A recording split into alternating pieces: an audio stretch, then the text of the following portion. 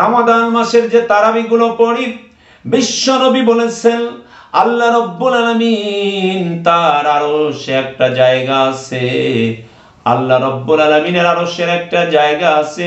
ওই জায়গায় হাদিয়াতুল কুদুসে যে ফেরেশতাগুলো থাকে, ওই ফেরেশতার গায়ের সঙ্গে কারো যদি গায়ে স্পর্শ লাগে, আল্লাহ রাব্বুল আলামিন তাকে কোনোদিন জাহান্নামের আগুনে দিবে না। এই জন্য তারাবি নামাজে আমরা কোরআন শুনব। আমাদের রমাদান হবে কোরআনময়। আমরা রুটিন করে নিয়ে কোরআনের হক আদায় করে আমরা তেলাওয়াত করব, যাতে আল্লাহ রাব্বুল আলামিন এই রমাদানের পুরা বরকত আর ফজিলত যেন আমাদের আল্লাহ রাব্বুল আলামিন ভরে দেয়। এই জন্য কোরআন নাযিলের কারণে যেহেতু এই মাসটা তো দামি হয়ে গেলেন, আল্লাহ রাব্বুল আলামিন বললেন জালিকাল কিতাবু লা রাইবা ফি। আল্লাহ বললেন এটা এমন কিতাব যে কিতাবের ভিতরে কোনো সন্দেহ নাই। সে এত বরকত আর এত রহমত ঢেলে দিয়েছেন যার কল্পনা করা যায় না। প্রিয় সুধী মণ্ডলী, আমি আপনাদেরকে বলতে চাই, হযরত ইউসুফ আলাইহিস সালামরা যেমন 12 ভাইয়ের ভিতরে হযরত ইউসুফ আলাইহিস সালাম যেমন সুন্দর ছিলেন এবং ইউসুফ আলাইহিস সালামের কারণে 11 ভাইয়ের গুনাহ মাফ করেছে, আল্লাহ রাব্বুল আলামিন রমাদানের কারণে অন্য মাসের গুনাহগুলো আমাদেরকে মাফ করে। সুবহানাল্লাহ বলুন। এই মাসের ইবাদতকে আল্লাহ রাব্বুল আলামিন এত দামি করেছেন, নফলকে ফরজের সমতুল্য বানিয়েছেন। আর রোজার প্রতিদান তো আল্লাহ আমাদেরকে নিজে হাতে দিবেন। সুবহানাল্লাহ বলুন। যে কথা বলতেছিলাম, এই কোরআনের শিক্ষা যদি সমাজে থাকতো, আজকে এই সমাজে এত ধরনের অন্যায়, এত দর্শন, এত ধরনের অবিচার সমাজে হতো না। কোরআনের শিক্ষা না থাকার কারণে সমাজ আজকে রন্ধে রন্ধে দুর্নীতি, স্বজনপ্রীতি, গোত্রপ্রীতি, সকল ধরনের অন্যায় আমরা সমাজে লক্ষ্য করছি। আমাদের হৃদয়ের ভিতরে রক্তক্ষরণ হয়, আমাদের কলিজা ছিদ্রয় হয়ে যায়। একটি ঘটনা আমরা কয়েকদিন পূর্বে দেখলাম যে মাগুরার যে ঘটনাটা, মাগুরার ধর্ষণের যে ঘটনাটা ঘটলো। আজ যদি রমাদান মাসে কোরআনের যদি শিক্ষা যদি সমাজে যদি বাস্তবায়িত হতো, এই ধরনের জঘন্য অপরাধ সমাজে ঘটতে পারতো না। এই জন্য পৃথিবীতে যত মন্ত্র আছে, যত তন্ত্র আছে, কোন মন্ত্র তন্ত্রে কোনোদিন সুখ আসতে পারে না একমাত্র কোরআনের সুশীতল ছায়া ছাড়া। ঠিক, একমাত্র কোরআনের শাসন একমাত্র পৃথিবীতে সুখ আর সমৃদ্ধিতে পরিপূর্ণ করে দিতে পারে। ঠিক না ভাই? ঠিক। আল্লাহ রাব্বুল আলামিন বলেছেন কিতাবুন আনজালনাহু ইলাইকা লিতুখরিজান নাসা মিনায-যুলুমাতি ইলান নূর। আল্লাহ রাব্বুল আলামিন বলেন, বান্দারে তোমাদের কাছে আমি এমন একটি কিতাব পাঠিয়েছি যে কিতাব অন্ধকার থেকে মানুষকে আলোর পথে নিয়ে আসবে। এই কোরআন অন্ধকার থেকে আলোর পথে নিয়ে আসার জন্য আল্লাহ মানব জাতির উপর আল্লাহ রাব্বুল আলামিন পাঠিয়ে দিলেন। কারণ হলো, আমরা যদি জান্নাতের রাস্তা দেখতে চাই, অবশ্যই পবিত্র কোরআনের আলোতে আলোকিত হতে হবে। আমরা যদি 50 কিলোমিটার দূরে চলে যাই, পূর্ব চিনি না, পশ্চিম চিনি না, দিক হারিয়ে ফেলি, আর জান্নাতের রাস্তা তো অনেক বড়। ওই রাস্তা চেনার জন্য আল্লাহ রাব্বুল আলামিন কোরআনুল কারীম দিয়েছেন। চিৎকার দিয়ে বলুন সুবহানাল্লাহ। আল্লাহ রাব্বুল আলামিন বলেন, তাহা মা আনজালনা আলাইকাল কুরআনা লিতাশকা।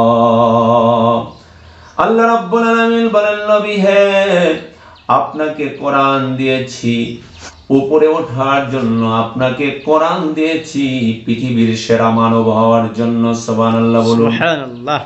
এই জন্য প্রিয় মুসলমান ভাইরা আমার, রমাদান মাস কোরআনের শিক্ষা যদি আমার হৃদয়ে যদি ধারণ করতে পারি, এই পবিত্র কোরআন যদি আমার সমাজে, আমার রাষ্ট্রে, আমি আন্তর্জাতিক পরিমণ্ডলে প্রতিটা ক্ষেত্রে যদি বাস্তবায়িত করতে পারি, আমি পৃথিবীর মধ্যে সেরা মানব হয়ে যাব। হযরত ওমর রাদিয়াল্লাহু তাআলা আনহুর কথা আমরা জানি। হযরত ওমর রাদিয়াল্লাহু তাআলা আনহু একদিন যুদ্ধের ময়দান থেকে ফেরার পর একটা পাহাড়ের উপর দাঁড়িয়ে গেলেন। পাহাড়ের উপর দাঁড়ানোর পরে হযরতে ওমরের চোখ দিয়ে দরদর করে পানি ঝরে। সাহাবীরা ডাক দিয়ে বলেন, ওগো আমিরুল মুমিনিন, আপনি কেন কান্না করেন? হযরতে ওমর রাদিয়াল্লাহু তাআলা আনহু বলে, শোনো, এই যে এখানে যে একটা ফিল্ড দেখা যায়, এখানে যে একটা মাঠ দেখা যায়, আমি এই মাঠে রাখালের কাজ করতাম।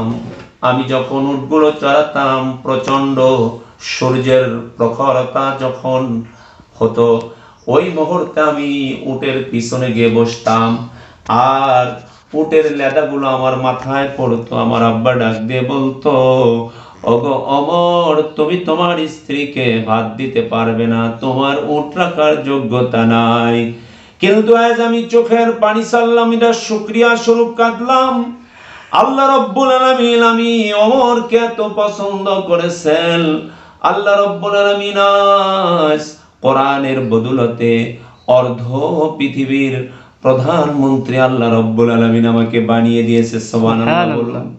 যে উটের রাখাল থেকে অর্ধ পৃথিবীর প্রধানমন্ত্রী হযরতে ওমর হয়ে গেলেন কোরআনের কারণে। আমরা যদি মুসলমান যদি আজও যদি কোরআন ধরি, একজন নাপাক ব্যক্তি, একজন দুর্গন্ধময় ব্যক্তি কোরআনের ছায়ায়, কোরআনের স্পর্শে ওই ব্যক্তি দামি হয়ে যায়। রমাদান মাসের মূল্য কোরআনের জন্য হয়ে গেলেন। আর রমাদান মাসের যে তারাবিগুলো পড়ি, বিশ্বনবী বলেছেন আল্লাহ রাব্বুল আলামিন তার আরশে একটা জায়গা আছে, আল্লাহ রাব্বুল আলামিনের আরশের একটা জায়গা আছে, ওই জায়গাটার নাম হলো হাদিয়াতুল কুদুস। ওই জায়গায় লক্ষ লক্ষ ফেরেশতা থাকে। বান্দা যখন তারাবি নামাজে কোরআন তেলাওয়াত করতে থাকে, ওই ফেরেশতাগুলো আল্লাহর কাছে অনুমতি চায়, আল্লাহ দুনিয়ার জমিনে আমি নামবো।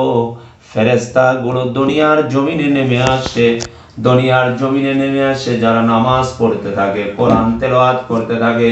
কোরআন তেলাওয়াতরত অবস্থায় ফেরেশতা তাদের গায়ের সঙ্গে স্পর্শ করে। নবী বলেন, কোন ফেরেশতার গায়ের সঙ্গে ওই হাদিয়াতুল কুদুসে যে ফেরেশতাগুলো থাকে, ওই ফেরেশতার গায়ের সঙ্গে কারো যদি গায়ে স্পর্শ লাগে, আল্লাহ রাব্বুল আলামিন তাকে কোনোদিন জাহান্নামের আগুনে দিবে না। এই জন্য তারাবি নামাজে আমরা কোরআন শুনব। আমাদের রমাদান হবে কোরআনময়। আমরা রুটিন করে নিয়ে কোরআনের হক আদায় করে করে আমরা তেলাওয়াত করব, যাতে আল্লাহ রাব্বুল আলামিন এই রমাদানের পুরা বরকত আর ফজিলত যেন আমাদের আল্লাহ রাব্বুল আলামিন ভরে দেয়। এই জন্য কোরআন নাযিলের কারণে যেহেতু এই মাসটা তো দামি হয়ে গেলেন, আল্লাহ রাব্বুল আলামিন বললেন, জালিকাল কিতাবু লা রাইবা ফি। আল্লাহ বললেন, এটা এমন কিতাব যে কিতাবের ভিতরে কোনো সন্দেহ নাই। একজন একটা বই লেখে, ওই বইয়ে মানুষ যেহেতু ভুল ত্রুটির ঊর্ধ্বে নয় বলে ভুল হতে পারে, পরবর্তী সংস্করণে এটাকে ঠিক করা হবে। আপনাদেরকে অনুরোধ করছি ভুলগুলো বিবেচনা করার জন্য। আল্লাহর কিতাব, এই জন্যই তো আল্লাহ বলে দিলেন, যালিকাল কিতাবু লা রাইবা ফি হুদাল লিল মুত্তাকিন। আল্লাহ বললেন, এটা এমন একটা কিতাব যার মধ্যে কোনো সন্দেহ নাই। গোটা জাতিকে চ্যালেঞ্জ করে দিলেন, তাহলে কোরআন আল্লাহর কিতাবেতে যে সন্দেহ নাই, 1450 বছর পার হয়ে গেলেন, আজ পর্যন্ত পৃথিবীর কোন শক্তি কোরআনে একটা ভুল ধরতে পারে না। তাহলে বুঝতে হবে কোরআন আল্লাহর কিতাব, আর এই কিতাব অনুযায়ী আমার জীবন যদি গড়তে পারি, আমি সফল। এই সফলতার জন্য আমরা যখন কোরআন তেলাওয়াত করব, মরণের সময় যখন এসে যাবে, ওই সময় আল্লাহর ফেরেশতা আমার মাথার কাছে এসে নাকের ঘ্রাণ নিবে। ঘ্রাণ নেওয়ার পর ফেরেশতা বলবে, ওগো, এ ব্যক্তির তো মাথা দিয়ে কোরআনের ঘ্রাণ বের হয়, সুবহানাল্লাহ। তারপর বুকের কাছে ঘ্রাণ নিবে, বলবে, ওগো, এ ব্যক্তির তো বুক দিয়ে রোজার ঘ্রাণ বের হয়। সুবহানাল্লাহ। তখন ফেরেশতা বলবে, ইয়া আইয়াতুহাল নাফসুল মুতমাইন্না ইরজিই ইলা রাব্বিকি রাদিয়াতাম মারদিয়া ফাদখুলি ফি ইবাদি ওয়াদখুলি জান্নাতি। আল্লাহু আকবার।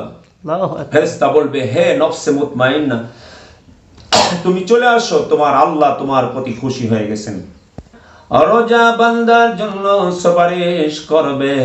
রোজা বলবে, আল্লাহ দুনিয়া আমি তারে পাপাচার, যৌনাচার, পানাহার থেকে আমি তাকে বিরত রেখেছি, খোদার যন্ত্রণা ভোগ করেছে, খোদায় অস্থির হয়ে গেছে। আল্লাহ তোমার ভয়ে কোনোদিন খাদ্য মুখে দেয় নাই, এমন বান্দাকে আল্লাহ তুমি জাহান্নামে দিলে আমি মানব না। আল্লাহ বলবে, যা, তোর সুপারিশ গ্রহণ করলাম। সুবহানাল্লাহ। কোরআন সুপারিশ করবে। কোরআন ডাক দিয়ে বলবে, আল্লাহ আল্লাহ আমি একে ঘুমাতে দেই নাই গো আল্লাহ, আল্লাহ গো, আয় আল্লাহ তাআলা একে যদি জাহান্নামে দাও আমি বেজার হয়ে যাব। আল্লাহ রব্বুল আলামিন খুশি হয়ে তাকে জান্নাতে দিবে। পৃথিবীতে যত কিছু আছে 7 আসমানের চেয়েও কোরআন দামি। আল্লাহ রব্বুল আলামিন বলে, আমার কাছে কোরআনের চাইতে দামি 7 আসমান জমিনের ভিতরে আর কোনো কিছু নাই। সুবহানাল্লাহ বলুন। এই জন্য আমাদের সকলকে রমাদান মাসে পবিত্র কোরআন বেশি বেশি, আল্লাহর প্রিয় জিনিস যদি আমি বেশি পড়ি, আল্লাহর কাছে আমি প্রিয় হই।